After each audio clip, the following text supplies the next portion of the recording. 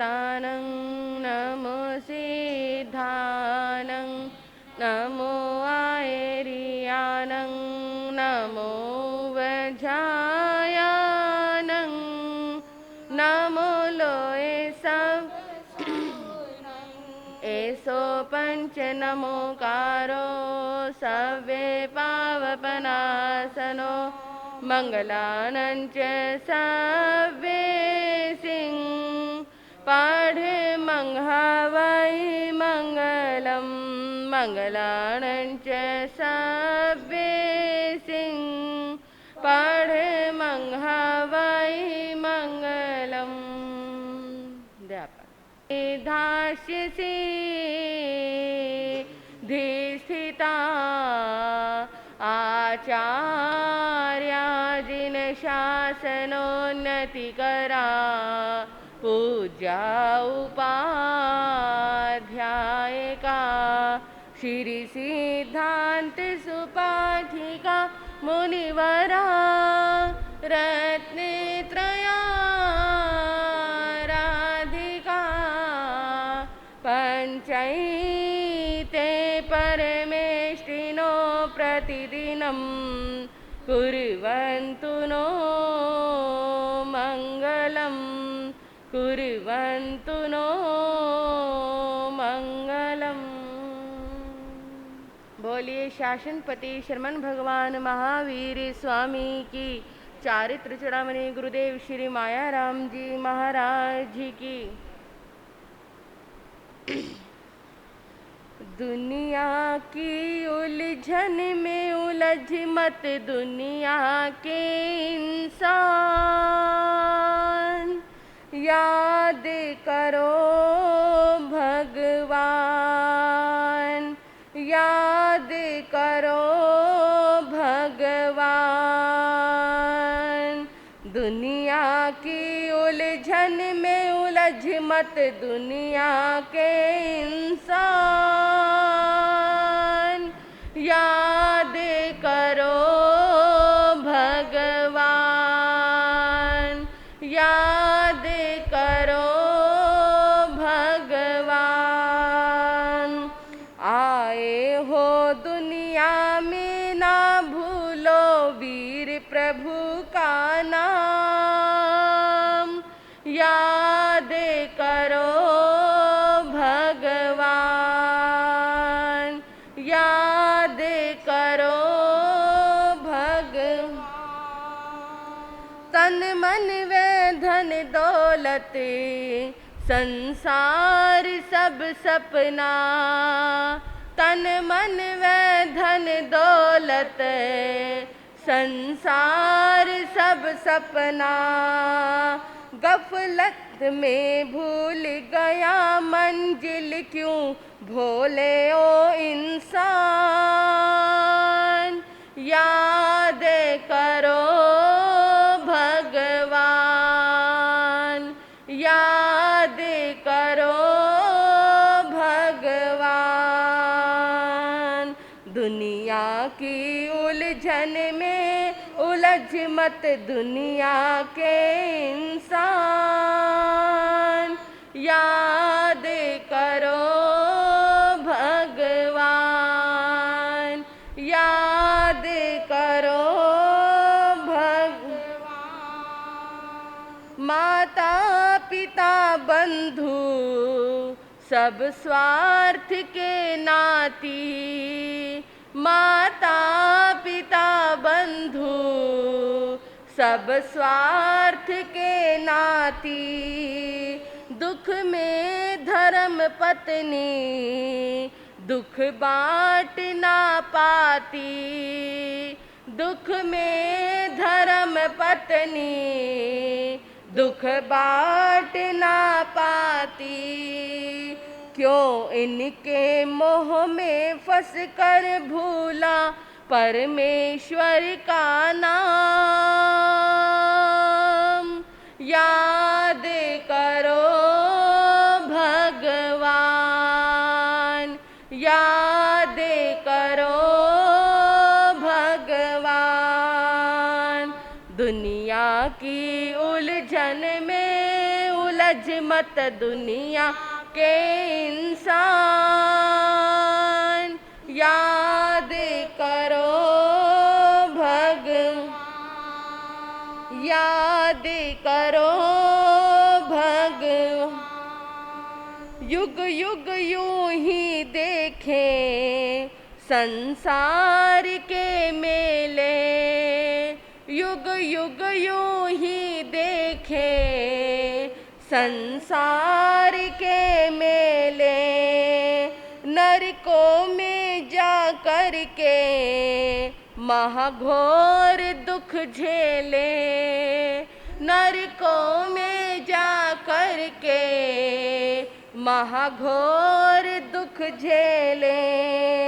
दुखों से छूटने के लिए कुछ धर्म करो श्रीमान, याद करो भगवान, याद करो भगवान। दुनिया की उलझन में उलझ मत दुनिया के इंसान, याद करो भगवान, याद करो भगवान। अब भी ना कुछ बिगड़ा भगती अगर कर ले, अब भी ना कुछ बिगड़ा भगती अगर कर ले।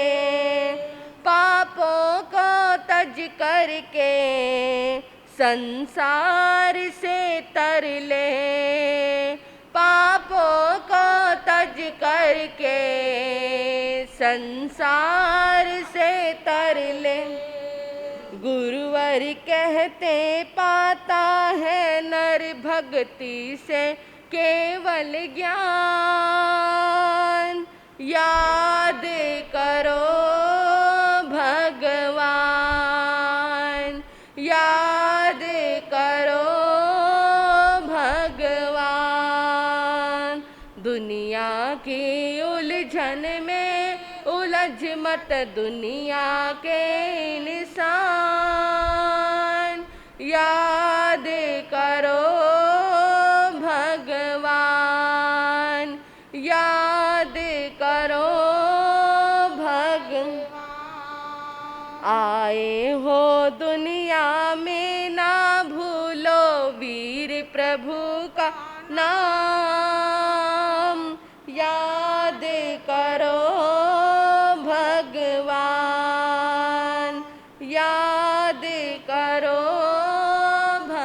भगवान, याद करो भगवान। त्रिशैलानंदनं प्रभु परमेश्वरं, त्रिशैलानंदनं प्रभु परमेश्वरं। स्वीकारो प्रभु मेरा मंत्रणम, स्वीकारो प्रभु मेरा मंत्रणम। वीर अति वीर की धीर गंभीर की, वीर अति वीर की धीर गंभीर की।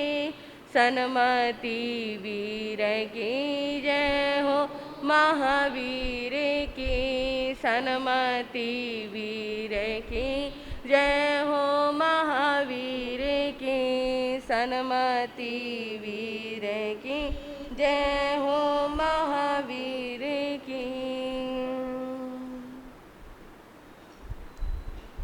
अनंत उपकारी शासनपति शर्मन भगवान महावीर स्वामी को अनंत अनंत वंदन करने के पश्चात परम पूज्य परम श्रद्धेय मेरी आस्थाओं के सुमेरु शिखर पूज्य गुरुदेव एवं मेरे जीवन के निर्माता श्री गुरनी जी महाराज के पवित्र पावन चरण कमलों में रहकर जो कुछ भी मैं अपनी अल्प बुद्धि द्वारा ग्रहण कर रही हूँ, वह आपके समक्ष कहने का प्रयास करूँगी।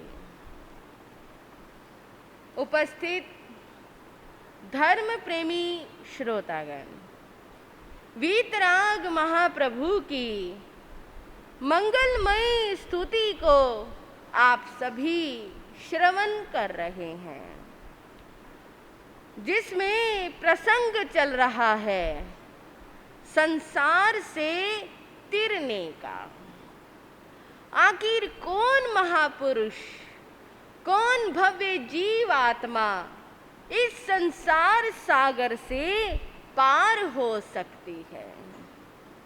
जिंदगी में सब कुछ सीखा, लेकिन यदि हमने अपनी आत्मा के बारे में नहीं सोचा, अपने अगले जन्मों के बारे में नहीं सोचा, यदि इस संसार सागर को पार करने की विद्या को नहीं सीखा, तो समझ लेना बंधुओं, हमने कुछ भी तो नहीं सीखा। क्योंकि जो हम सीख रहे हैं वो एक बार नहीं, अनेक बार पूछ लेना, अनेक बार सुन लेना। जो हम सीख रहे हैं वो सिर्फ और सिर्फ इस जन्म का है, अगले जन्मों का नहीं है। अगले जन्मों के लिए तो अभी तक हमने कुछ सीखा ही कहाँ है। क्या किसी ने नवतत्वों का ज्ञान सीखा है? क्या किसी ने सीखा है कि श्रावक व्रतों को कैसे लेना चाहिए? क्या किसी ने सीखा है कि आत्मा का कल्याण कैसे करना चाहिए? क्या किसी ने सीखा है कि मोक्ष के लिए साधना क्या करनी चाहिए? बंधुओं, पूरी जिंदगी हो गई गुरु महाराजों के प्रवचन सुनते हुए।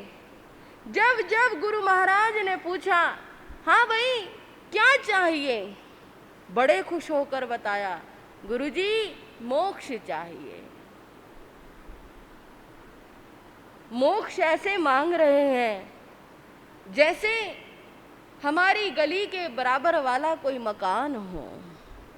मोक्ष ऐसे मांग रहे हैं जैसे पता नहीं चुटकी बजाएंगे और मोक्ष मिल जाएगा।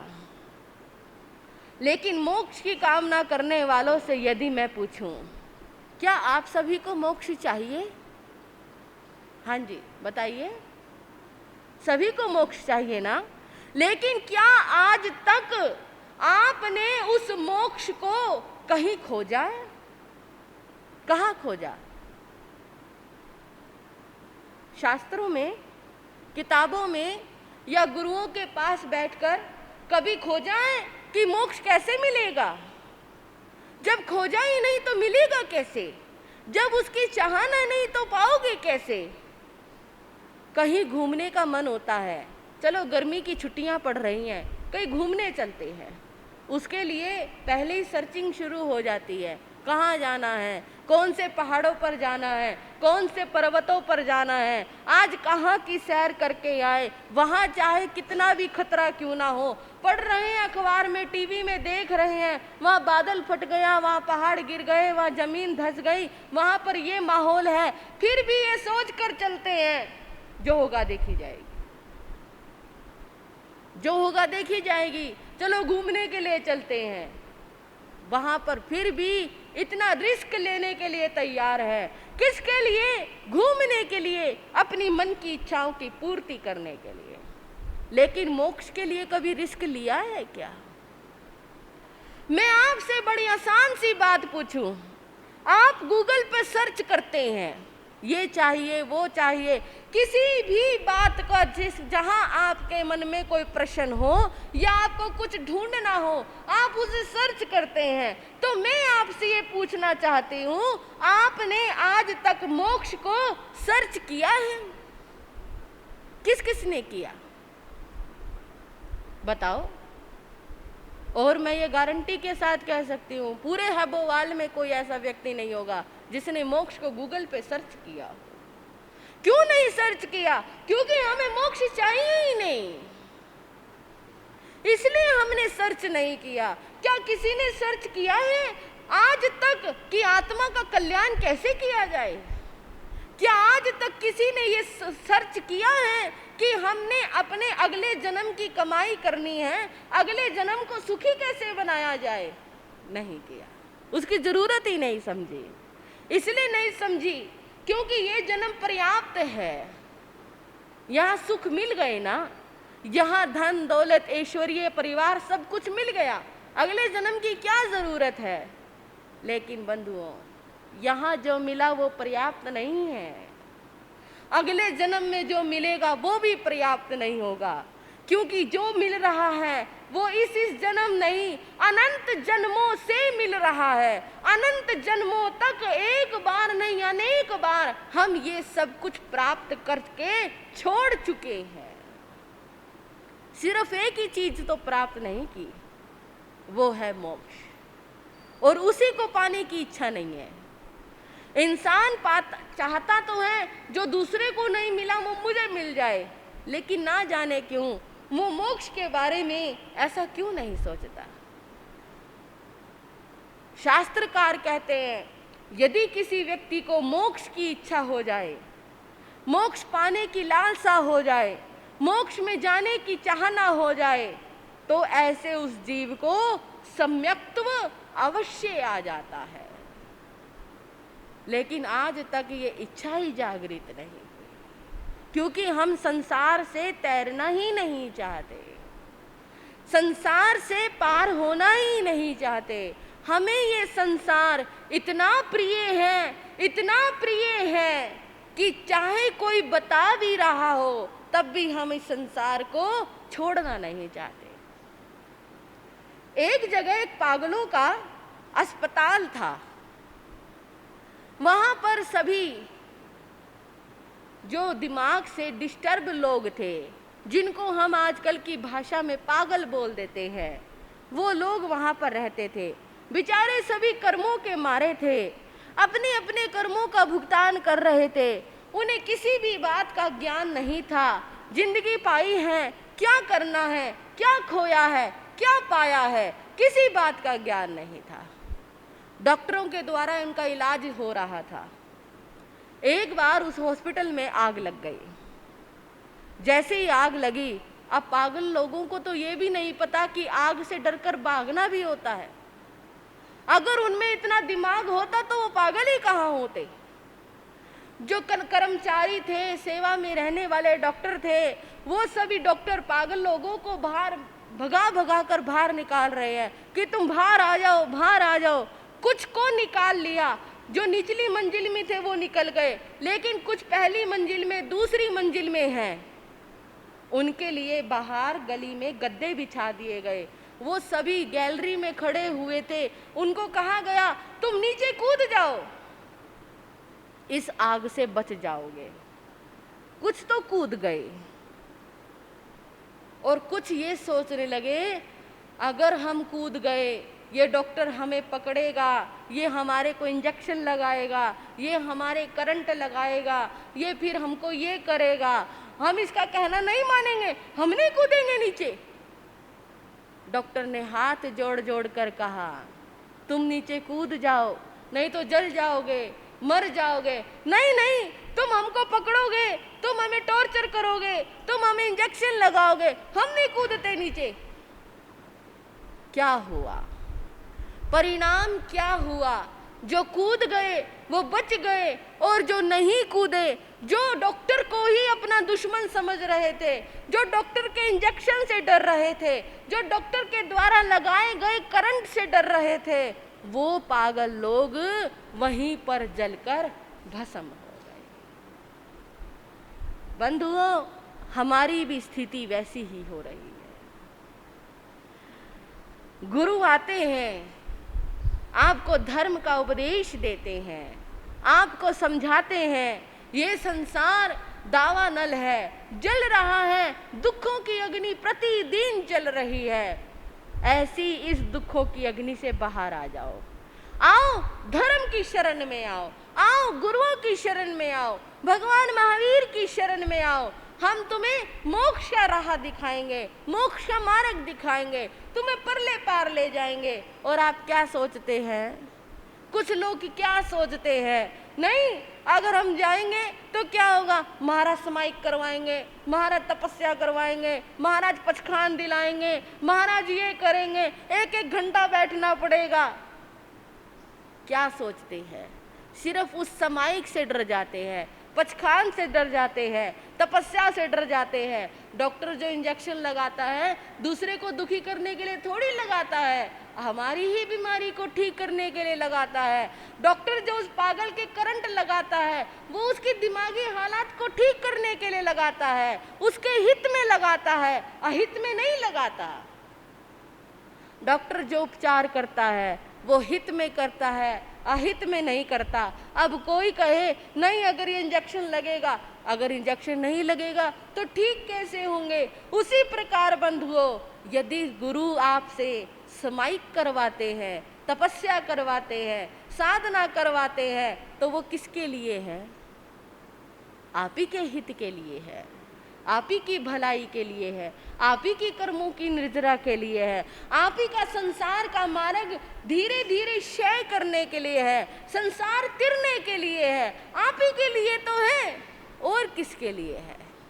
जो गुरुओं की इस बात को समझ लेते हैं वो संसार सागर से कूदकर धर्म के मार्ग में आ जाते हैं, वो संसार के दावानल, जलते हुए दावानल से बच जाते हैं। और जो इस बात को नहीं समझ पाते, जो इस बात में गुरुओं का ही कुछ और समझने लग जाते हैं, वो क्या होता है, उस संसार के दावानल में जलकर समाप्त हो जाते हैं। अनंत अनंत जन्मों से ऐसा हो रहा है, अनंत अनंत जन्मों तक ऐसा होता रहेगा। बंधुओं, ऐसे ही एक प्रसंग आपके सामने चल रहा है आर्य स्थूलीभद्र का। संसार के दावानल में वो भी जल रहे थे, काम भोग की अग्नि ने उनको भी घेरा हुआ था। वो अग्नि ऐसी अग्नि थी, ऐसी अग्नि थी जिससे बच पाना बहुत मुश्किल था। पिता की मृत्यु हुई और उस मृत्यु ने स्थूलीभद्र को अंदर तक हिलाकर रख दिया। स्वयं की आत्मा को धिक्कारने लगे, अपने घर वापस लौट कर आए। बहनों ने अपने बड़े भाई स्थूलीभद्र की आज्ञा से सातों की सातों बहनों ने दीक्षा अंगीकार की। स्थूलीभद्र भी सोचने लगे, जब मेरी ये बहनें इतना पवित्र जीवन जी सकती हैं, संयम अंगीकार कर सकती है, तो मैं क्या कायर हूं, मैं संयम क्यों नहीं ले सकता। और स्थूलीभद्र ने भी अपनी आत्मा का कल्याण करने के लिए संयम का मार्ग अपनाया। जब वो संयम के मार्ग पर चलने के लिए तैयार हुए, नगर के लोगों ने देखा, कहने लगे, ये स्थूलीभद्र ये संयम पालेगा, हो ही नहीं सकता ऐसा, कैसे संयम पालेगा ये। अरे 12 सालों तक जो कोशा के मोह जाल में फंसा रहा हो, जो जिसे घर परिवार, बहन भाई, पिता माता किसी की परवाह ना रही हो, 12 सालों तक जो रूप कोशा के पास रहा हो, ऐसा ये भोगी व्यक्ति क्या योगी बन सकता है। ऐसा ये भोगी व्यक्ति क्या संयम के महापथ पर चल सकता है, असंभव नहीं हो सकता। लोग अपनी जुबान से कह रहे थे।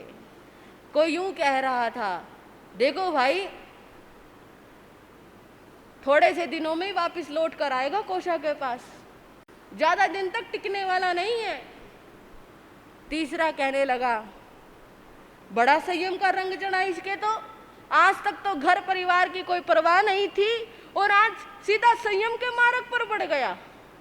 जितने लोग थे उतनी बातें थी, लेकिन स्थूलीभद्र ने किसी की बात की परवाह नहीं की। गुरु के पास गए, संयम अंगीकार किया, संयम ले लिया, बड़ी बड़ी तपस्याएं, बड़ी बड़ी साधनाएं कर रहे हैं। सबसे बड़ी साधना की उन्होंने अपने इंद्रियों के दमन की। उन्होंने अपनी इंद्रियों का निरोध किया, अपनी इंद्रियों का दमन किया, अपने मन का दमन किया। उन्हें अपने वश में किया। ऐसी महान साधना करके उन्होंने अपनी इंद्रियों को अपने वश में करने का प्रयास किया। उनका बस एक ही लक्ष्य था, जिन इंद्रियों की वजह से मैं भटका था, आज उन्हीं इंद्रियों की वजह से मैं अपने संयम मार्ग में स्थिर होकर ऐसी साधना करूं कि मेरे मोक्ष का मार्ग जो है वो प्रशस्त हो जाए। साधना कर रहे थे, लेकिन चलते चलते वो रूप कोशा को एक वायदा देकर आए।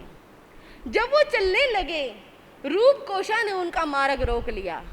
स्वामी, आप चले जाओगे तो मेरा कौन होगा इस संसार, आपके बिना मेरा कोई नहीं है, आपके लिए मैंने सब कुछ छोड़ दिया, आप मुझे छोड़कर नहीं जा सकते। रूप कोशा बहुत रोई। लेकिन सूलीभद्र ने कहा था, कोशा, मैं आऊंगा, जरूर आऊंगा, एक बार मैं तुमसे मिलने के लिए जरूर आऊंगा। और बंधुओं,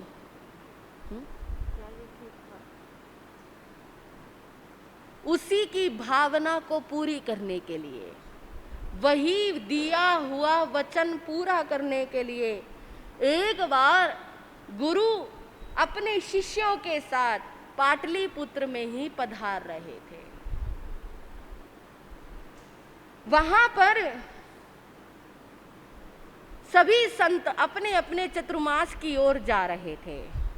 एक संत गुरु के पास आए और कहने लगे, गुरुदेव, यदि आपकी आज्ञा हो तो मैं सिंह की गुफा में जाकर चतुर्मास करना चाहता हूं। कहां पर? आसान है? सिंह की गुफा आसान नहीं है। शेर के सिरहाने बैठकर चतुर्मास करना आसान नहीं है। गुरुदेव, आपकी आज्ञा हो तो मैं सिंह की गुफा में जाकर चतुर्मास करना चाहता हूं। सुंदर, अति सुंदर, जाओ, मेरी आज्ञा है।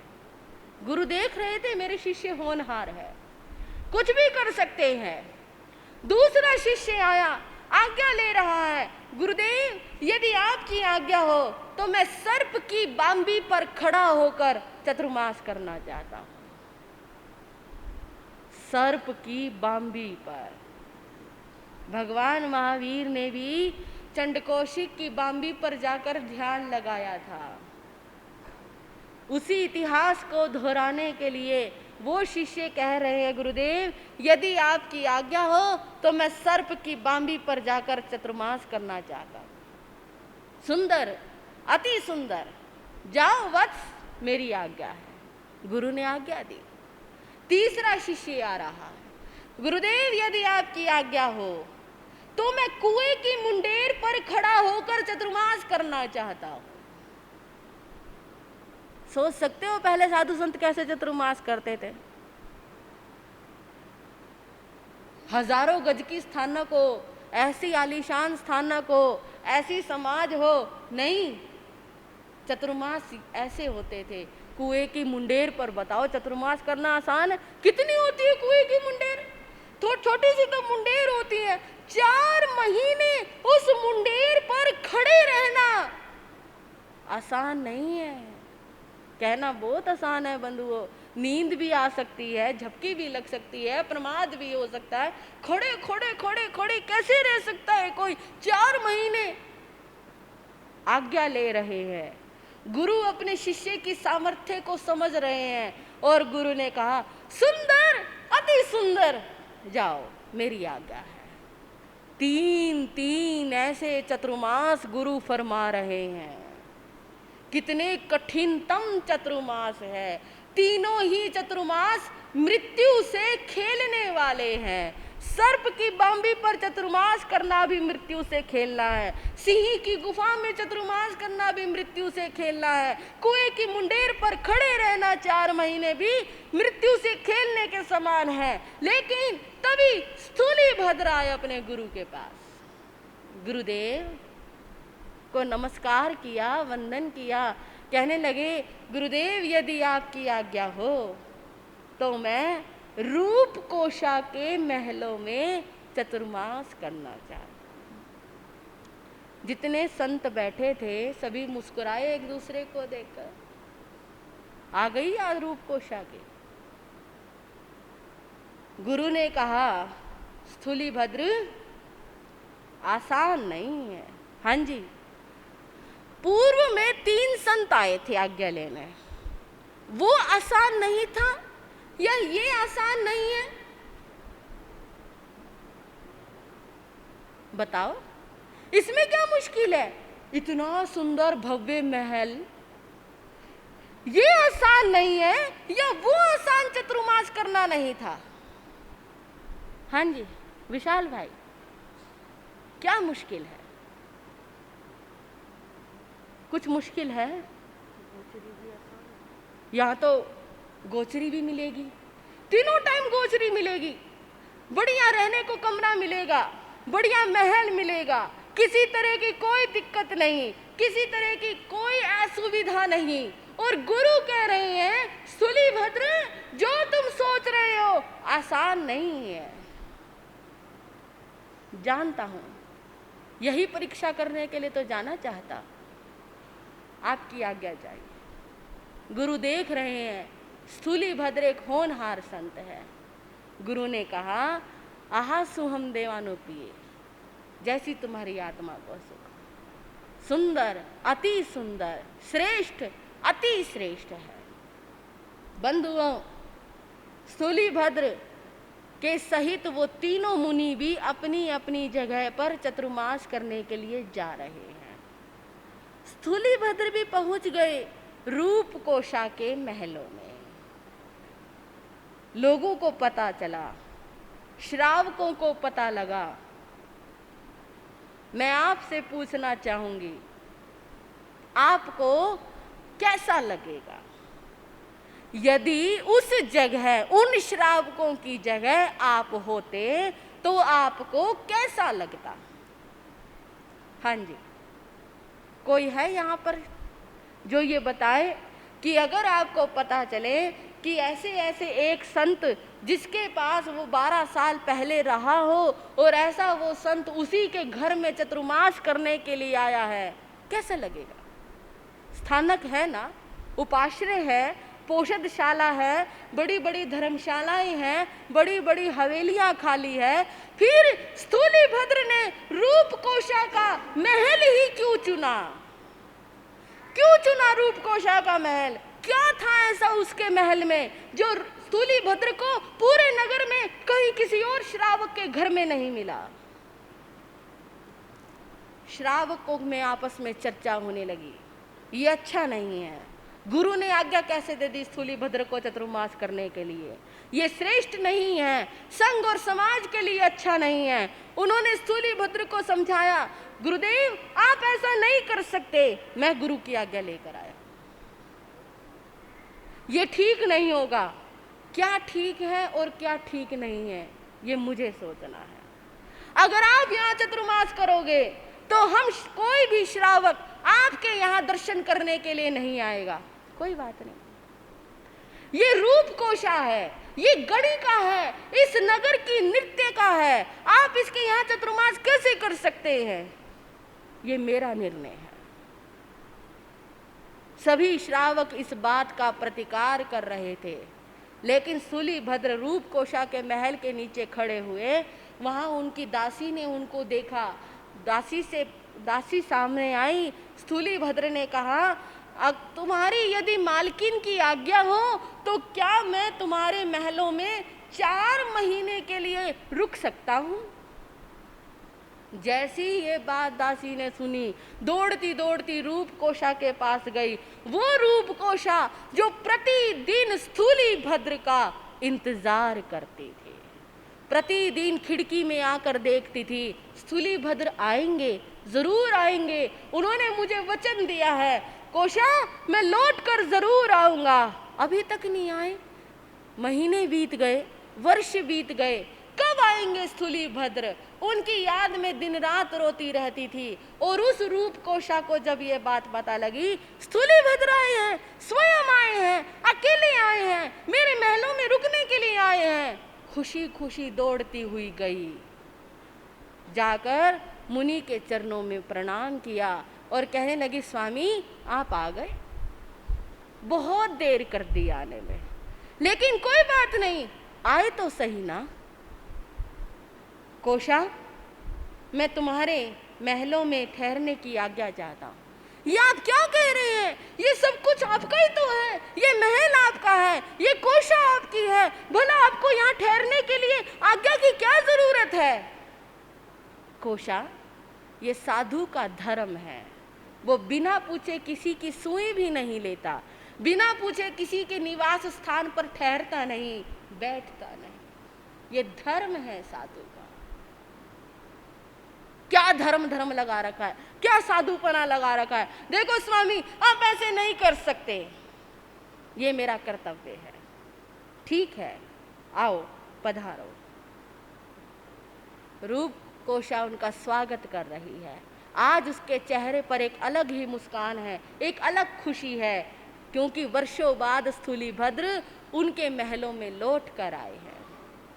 बंधुओं, ये हकीकत है कि साधु को बिना आज्ञा के नहीं ठहरना। आज मुझे एक बात याद आई आगरा की,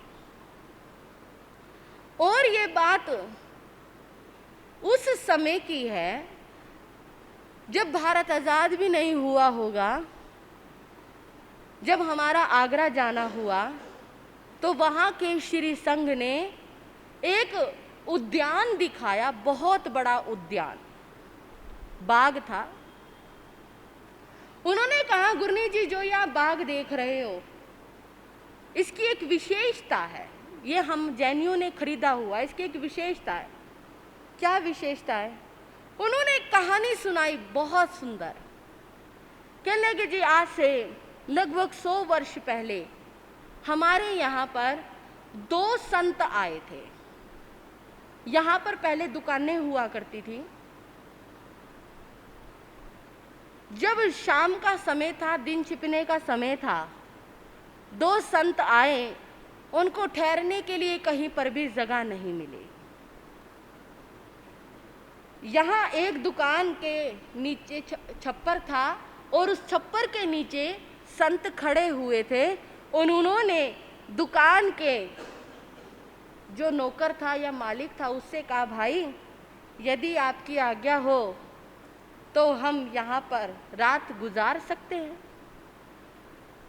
नौकर से कहा कि हम यहाँ रात को ठहर सकते हैं, क्योंकि अब हम आगे जा नहीं सकते, दिन छिपने वाला हो गया, आसपास और कोई जगह नज़र नहीं आ रही। एक तुम्हारी दुकान ही ऐसी दुकान है जिसके ऊपर छप्पर लगा हुआ है, हम रात को बिना छत के नीचे भी नहीं ठहरते, तो इसलिए हम यहाँ ठहर सकते हैं। नौकर कहने लगा, अभी मैं दुकान बढ़ाकर जाता हूँ, मालिक से पूछ कर बताऊंगा, आप इतने यहीं खड़े रहो, मैं भी आकर दोबारा आपको बता दूंगा। नौकर तो दुकान बढ़ाकर चला गया। घर गया, घर जाकर भूल गया कि मैं किसी को कुछ आश्वासन भी देकर आया हूं। बंधुओं, वो क्या कहकर आया था, मैं अभी आकर बताता हूं, जब तक मैं ना आऊं आप यहीं पर खड़े रहो। बैठने को भी नहीं कह के गया।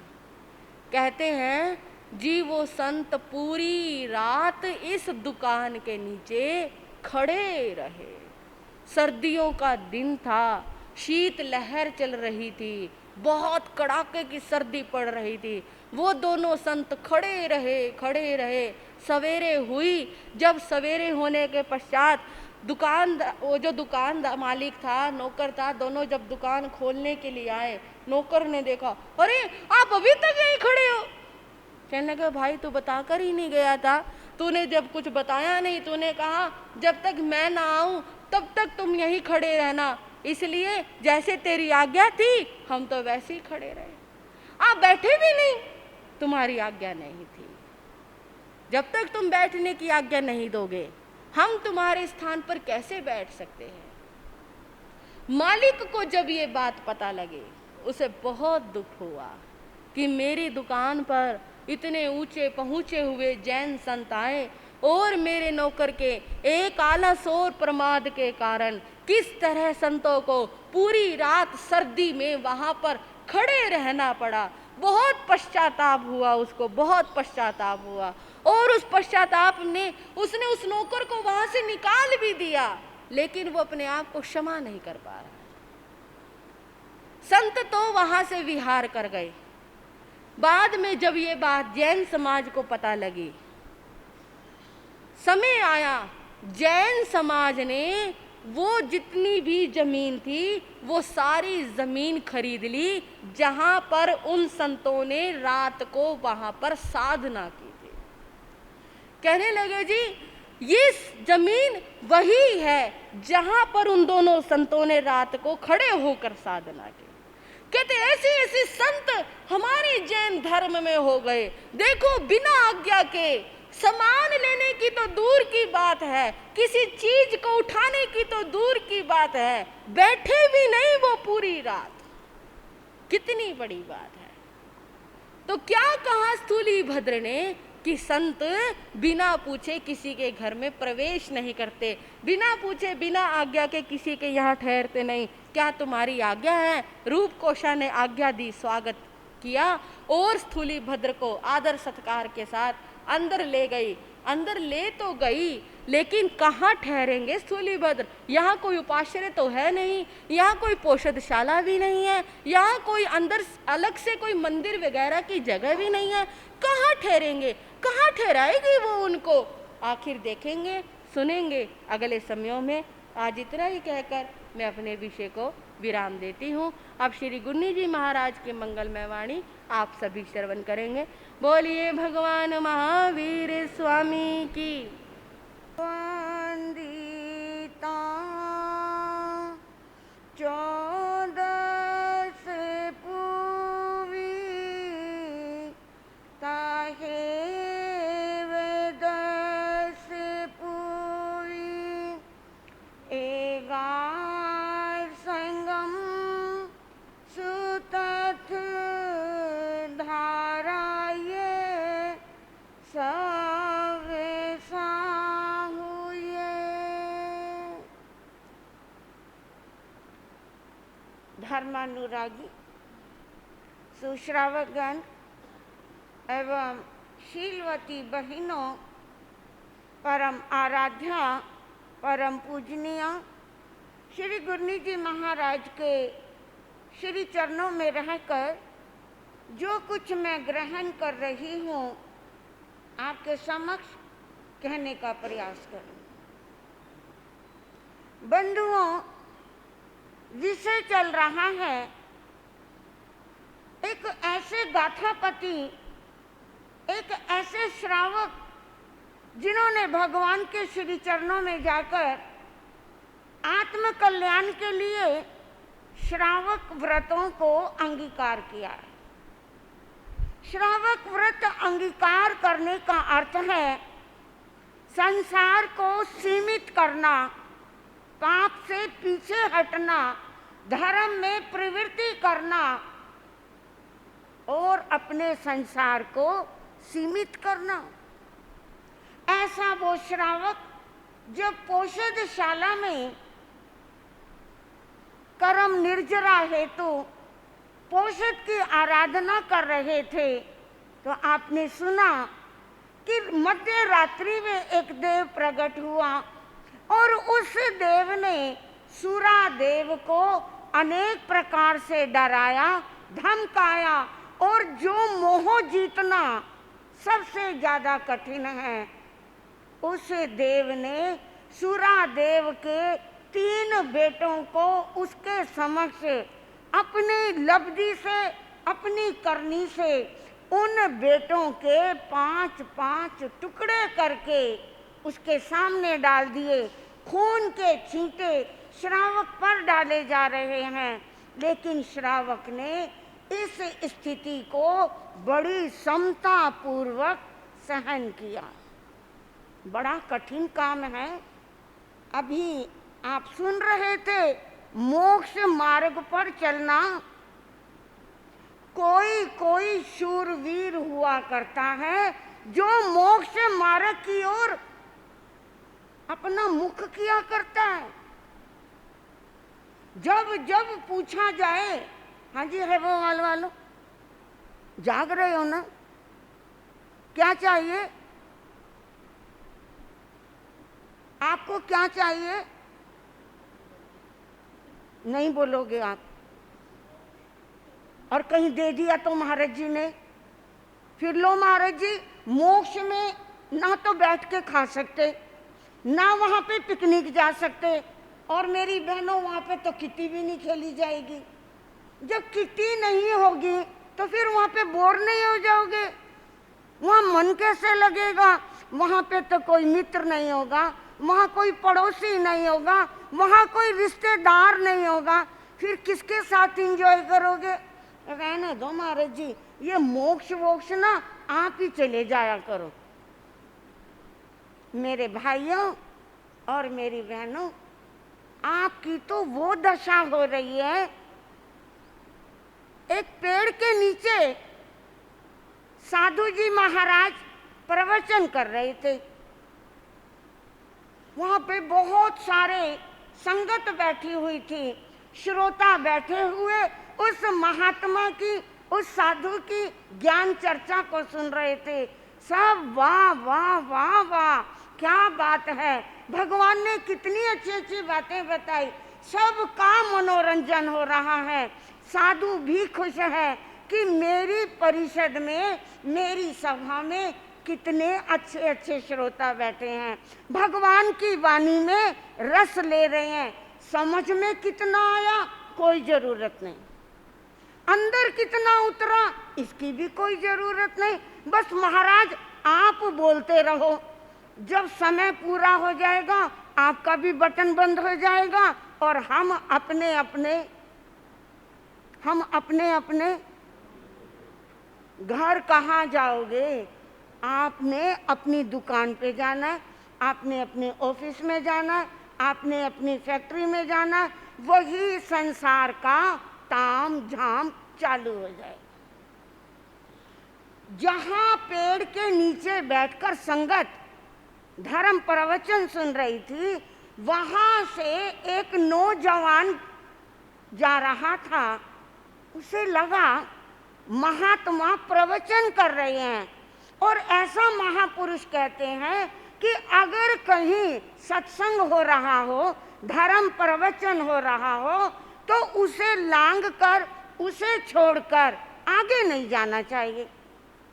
वो नौजवान बड़ी श्रद्धा पूर्वक उस सभा में बैठा, उस संत की बात को सुना, और बात सुनते सुनते आत्मा पर जो कर्मों की एक हल्की सी परत लगी हुई थी, वो कर्म परत हटी, और वो युवक महात्मा के चरणों में उपस्थित हुआ और कहने लगा, आपका प्रवचन सुनकर आत्मा गदगद हो गई। अब मैं फिर से संसार में, इस संसार के खारे जल को मैं पीना नहीं चाहता। कृपा करो, मैं आज से साधु हो जाना चाहता हूँ। मैं आत्म कल्याण के लिए इस संसार के अंदर साधना करना चाहता हूँ। महात्मा ने उसे संत दीक्षा दी, और वो युवा इधर उधर नगर नगर भ्रमण करने लगा, साधना करने लगा, कर्म निर्जरा में लग। समय बीता, वही नौजवान साधु कुछ वर्षों के बाद पलट कर आया। वही स्थान, वही पेड़, वही प्रवचन करने वाला साधु आज भी पेड़ के नीचे बैठा हुआ प्रवचन कर रहा है, और उस सभा में आज भी लोग वाह वाह करते हुए प्रवचन सुन रहे हैं। जो कुछ बूढ़े थे वो वहां से खिसक गए हैं। कुछ जो नौजवान थे जिनके काले काले बाल थे, अब कुछ समय के बाद उनके बाल सफेद हो गए हैं। कुछ और नए श्रोता उस सत्संग से जुड़े हैं। वो युवा हैरान हुआ, कमाल हो गया। कुछ लोगों के बारे में पूछा, वो भी तो आया करता था, अरे वो भी तो यहाँ बैठा हुआ था। अरे साधु महाराज, कुछ लोगों की यहाँ से टिकट कट चुकी है, वो ऊपर चले गए हैं, लेकिन हम आज भी प्रवचन सुन रहे हैं। वो युवा महाराज के पास पहुंचा और कहने लगा, ये सभा आज भी वैसे की वैसी लग रही है, इसमें से आज भी कोई मोक्ष नहीं गया। नहीं गया। क्या यहाँ बैठे हुए श्रोताओं में से कोई मोक्ष जाएगा? हाँ जी मेरी बहनों, अब देखो आप ही कह रहे थे मोक्ष जाना है। केवल कह देने मात्र से कोई मोक्ष नहीं जा सकता। उस मोक्ष में जाने के लिए कुछ करनी भी तो करनी पड़ेगी। वो युवा साधु महात्मा से पूछने लगा, जो यहाँ सभा लगी हुई है, क्या इस सभा में से कोई मोक्ष जाएगा? कहने लगा नहीं। क्या इसमें से कोई भी मोक्ष नहीं जाएगा? कहने लगा नहीं। अगर तुम्हें यकीन नहीं आता तो यहाँ सभा में जो जो व्यक्ति बैठा है उसमें से पूछ सकते हो, क्या इनमें से कोई मोक्ष जाना चाहता है? पूछा तो क्या इनमें योग्यता नहीं है? योग्यता है, फिर भी ये मोक्ष में नहीं जाएंगे। भला क्यों? उस साधु महात्मा ने कहा, जब हमें किसी चीज की चाहत होती है तो व्यक्ति उस चाहत को पूरा करने के लिए अपने कदम भी तो बढ़ाता है। अगर किसी व्यक्ति को बम्बई जाना है, किसी व्यक्ति को दिल्ली या कलकत्ता जाना है, तो सबसे पहले वो अपना मन बनाता है। मन बनाने के बाद वहाँ की टिकट कटवाता है। टिकट कटवाने के बाद निश्चित समय पर वो ट्रेन पकड़ने के लिए, वो एरोप्लेन में बैठने के लिए यथास्थान भी तो जाता है। जब इनका मनोभाव संसार में रहने का है तो इन्हें धक्के से, इन्हें जबरदस्ती मोक्ष में कौन लेकर जाएगा? हे भव्य श्रावकों, साधु संत आपको फरमाते हैं कि श्रावक का चिंतन करना चाहिए, श्रावक का मनोरथ प्रतिदिन पढ़ना चाहिए। प्रतिदिन पढ़ते हो, लेकिन क्या उसके बाद हमारे जीवन में कोई परिवर्तन आता है? पढ़ने को तो आप भगवती शास्त्र भी पढ़ते हो, पढ़ने को आप आचारांग भी पढ़ते हो, पढ़ने को आप 10वें कालिक भी पढ़ते हो। केवल मात्र पढ़कर उस ग्रंथ को पूरा कर देने से हमारी गति नहीं सुधरेगी। गति को सुधारने के लिए सूरादेव पोषदशाला में समता पूर्वक उस देव का उपसर्ग सहन कर रहा है, विचलित नहीं हुआ।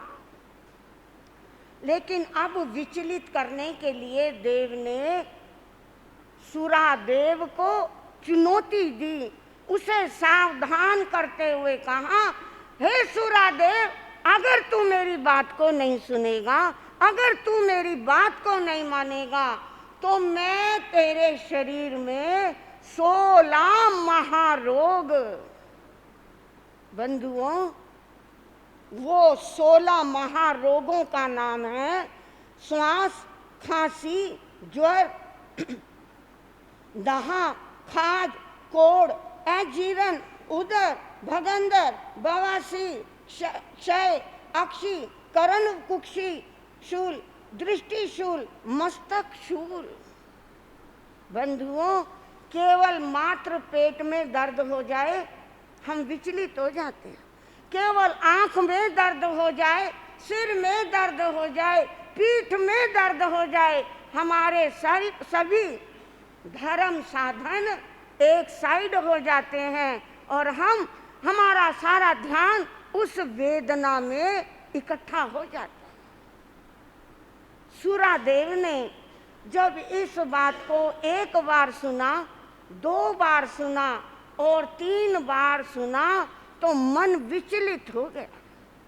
मन में विचार आया, मृत्यु आए मैं उसे सहन कर सकता हूँ, मृत्यु आए तो मैं मृत्यु को सुधार सकता हूँ, लेकिन अगर शरीर में 16 महारोग अगर उत्पन्न हो गए, ऐसा आगम में वर्णन आता है, 3.5 करोड़ हमारी रोमराई है और एक रोमराई में 1.25-2 रोग छिपे हैं।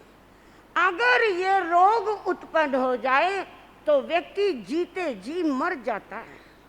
याद करो सनत कुमार चक्रवर्ती को, जिनके शरीर में कोढ़ नामक रोग उत्पन्न हो गया था।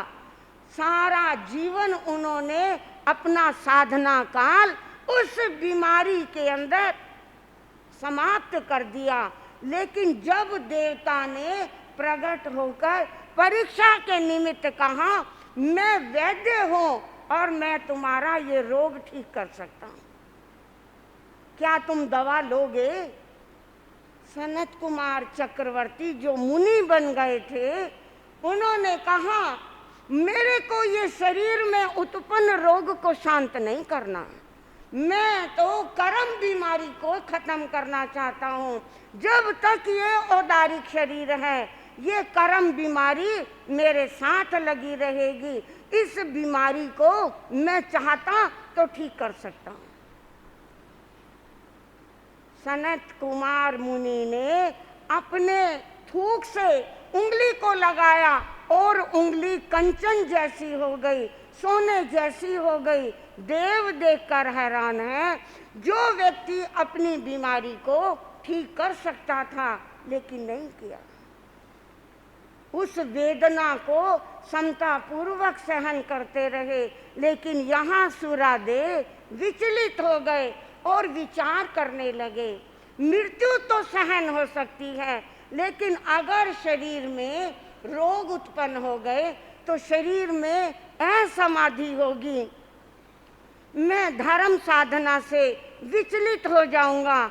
और ऐसा सोचकर ये अनार्य पुरुष है, ये अनार्य पुरुष अनार्य आचरण कर रहा है, मैं उठूं, मैं इसे पकड़ूं और पकड़कर मैं इसे सजा देता हूँ, मैं इसे की पिटाई करता हूँ। ऐसा सोचकर जब सूरादेव अपनी साधना से विचलित होकर उस देव को पकड़ने के लिए उठे, वहां कुछ नहीं था। हाथ में एक खंबा आया, उस खंबे से चिपटे हुए सूरादेव जोर जोर से चिल्लाने लगे। अंदर से पत्नी आई, पत्नी ने देखा कि ये जोर जोर से चिल्ला रहे हैं। उन्होंने उनसे प्रतिबोध दिया और कहा, स्वामी आप खंबे को पकड़कर क्यों चिल्ला रहे हैं? सूरादेव ने बताया, अभी अभी एक पुरुष आया था, उस पुरुष ने मेरे 3 बेटों के 5 टुकड़े कर दिए, मेरे शरीर पर खून के छींटे दिए। मैं कुछ नहीं बोला, लेकिन उसने मेरे शरीर में 16 महारोग उत्पन्न करने का मेरे को धमकी दी और मैं घबरा गया। पत्नी ने समझाया, ये कोई देव आपको उपसर्ग दे रहा था, लेकिन शरीर में रोग हो जाना, शरीर में तो रोग पहले से समाये हुए हैं। शुभ कर्म का उदय होता है तो हमारे वो रोग सारे उपशांत रहते हैं। अशुभ कर्म के उदय होते ही इन रोगों को उत्पन्न होने से कोई नहीं रोक सकता। स्वामी आपको अपने इस कर्म की आलोचना करनी चाहिए, निंदा करनी चाहिए, ग्रह करनी चाहिए। आत्मा को शुद्ध करो, अपने विचारों को शुद्ध करो, पुनः धर्म साधना करके अपनी आलोचना करो। इस प्रकार बंधुओं, पत्नी ने एक बार भी गलत बात के लिए अपने पति का साथ नहीं दिया, अपितु धर्म साधना में स्थिर किया। आने वाले समय में सूरादेव ने 11 प्रतिमाओं को धारण किया। कर्म निर्जरा करते हुए 20 वर्ष तक श्रावक पर्याय का पालन करते हुए अंत समय संलेखना संथारा करके उन्होंने प्रथम देवलोक 4 पल्योपम की भव स्थिति को प्राप्त किया। और प्रभु महावीर स्वामी ने फरमाया, सूरादेव नाम का ये श्रावक भव स्थिति देवलोकों की पूर्ण करके महाविद्य क्षेत्र में उत्पन्न होंगे और वहां से जाकर अपनी आयु को पूर्ण करके सिद्ध बुद्ध और मुक्त होंगे। है भव्य जीवात्माओं, हमें धर्म से विचलित नहीं होना, अपनी आत्मा को धर्म में स्थिर रखना है। जीवन में उतार और चढ़ाव आया करते हैं, लेकिन उस उतार चढ़ाव को हमें सहन करना है। भगवान महावीर स्वामी की वाणी को अक्षर अक्षर उसके मर्म को, उसके हार्द को, उसके सार को समझना होगा। जो भव्य जीवात्मा भगवान महावीर स्वामी की वाणी का सार समझती है, उसका आचरण करती है, वही भव्य आत्मा इस लोक में और परलोक में आनंद का पात्र बनती चली जाती। अरिहंता मंगलम, सिद्धा मंगलम, साहू मंगलम, केवली पणतो धम्मो मंगलम, चतारी लोगोत्तमा, अरिहंता लोगोत्तमा, सिद्धा लोगोत्तमा, साहू लोगोत्तमा, केवली पणतो धम्मो लोगोत्तमा, चतारी शरणं पवज्जामि, अरिहंते शरणं पवज्जामि, सिद्धे शरणं पवज्जामि, साहू शरणं पवज्जामि, केवली पणतं धम्मं शरणं पवज्जामि। ये 4 शरण दुख हरण जगत में, और ना शरणा कोई होगा। जो भवे प्राणी करे आचरण, उसे का अजर अमर पद होगा, उसे का सदा ही मंगल होगा।